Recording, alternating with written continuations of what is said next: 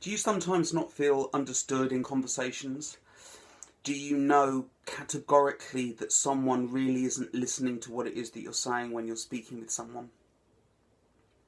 My name's David Brown. I'm the founder and director of Potentiality Coaching, and these two questions are issues that come up a huge amount in my experience with clients, and certainly in my own experience and when I speak with family and friends as well.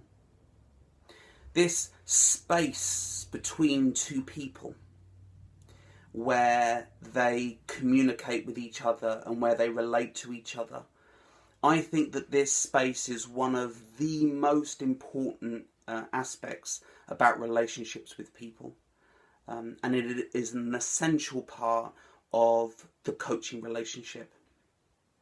So let's speak a little bit about this space today, and the kind of stuff that gets in the way of that space, and then what we can do about it.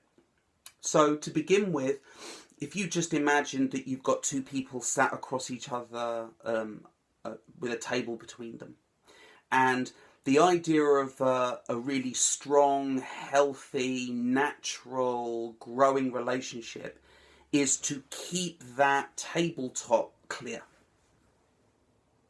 The only way you can have a really meaningful relationship with someone is if you keep it clear. If there's stuff that you put in the way, then eventually there's so much stuff there that you can't even see or hear or have any kind of sense that there's someone on the other side of the table. Hopefully that makes sense to you. So as far as I'm concerned, what you have to do is keep that space free as much as you possibly can. And the way in which you can keep it free is to make sure that you are truly listening to what it is that the other person is trying to say.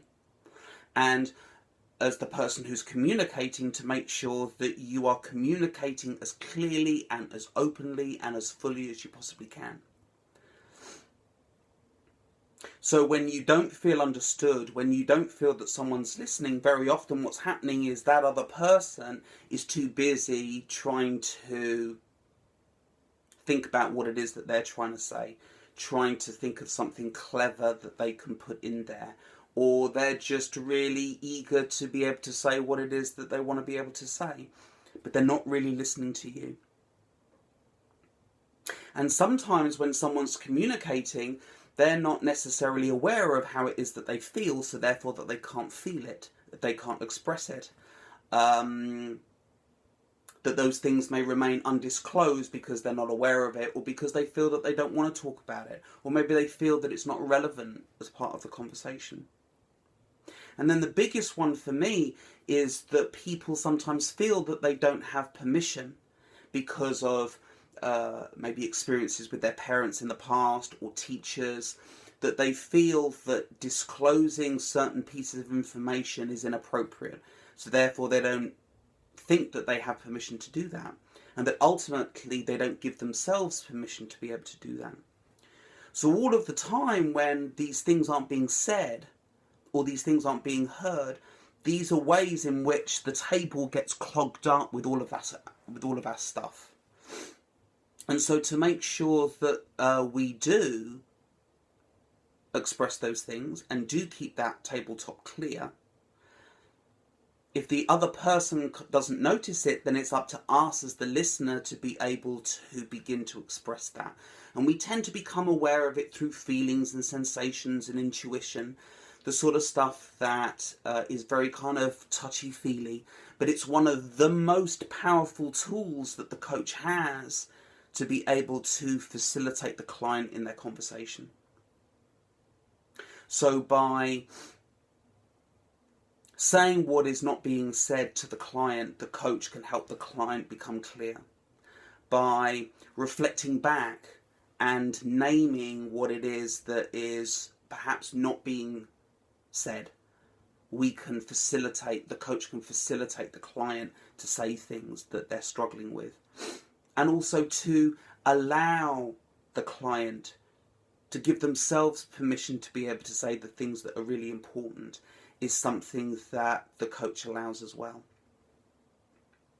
So When I say that space, the space between two people is really important, I really mean that. It is the most fundamental thing in any conversation that I have, and most especially with a coaching client.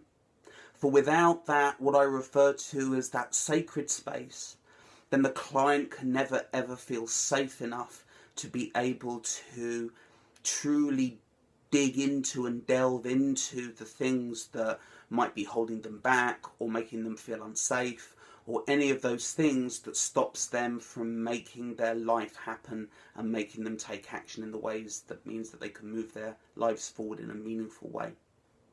So I hope that helps a little. I hope that becomes a little bit clearer. Again, it's the most important part of the coaching relationship as far as I'm concerned.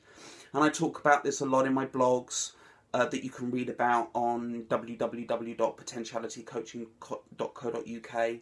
And I talk about it a lot on this YouTube channel, and of course on my Facebook page, the Potentiality Coaching Facebook group.